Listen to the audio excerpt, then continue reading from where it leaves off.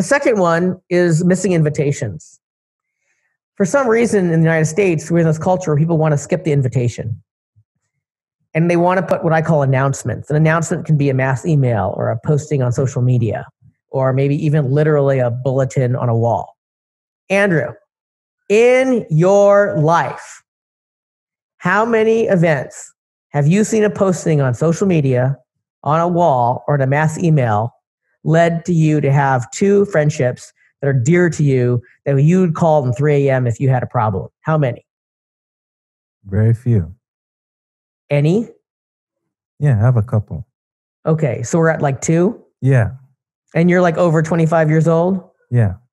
So you're telling me less than once every 10 years, an event posted will lead to a friendship that's really important to you?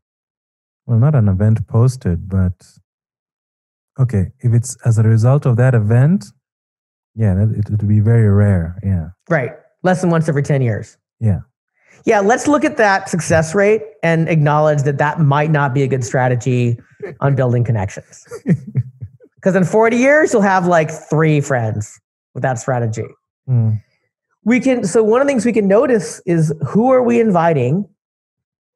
What are we inviting them to? And how often are we inviting? If I'm inviting people to one big event every October through a mass email, and then surprised people aren't connected to me, to each other, there should be no surprise. You want to build more connections? You want people to be more connected? Send out invitations. Maybe there's about 30 other things you can work on, but here's what I do know. If you're not sending out invitations, if people aren't getting invitations, you're definitely not building relationships. You mentioned your dancing friends. How many times a year do you get, and do you send an invitation to spend time together with this group? Well, in fact, we don't need to send invitations because we meet up every week. So every week. And there's an implicit understanding that you're invited and they expect you to be there. They'll be happy to see you. Yes. Right. So we're talking about at least 50 times a year. Yes. Right. That's way more than once. That's true. That's true. And if you wanted another group to have more friends about that connected, if you invited any other group, a church group or a philanthropy group or a book reading group 50 times a year, you'd have more friends. Definitely. You'd have a bigger community. Yes.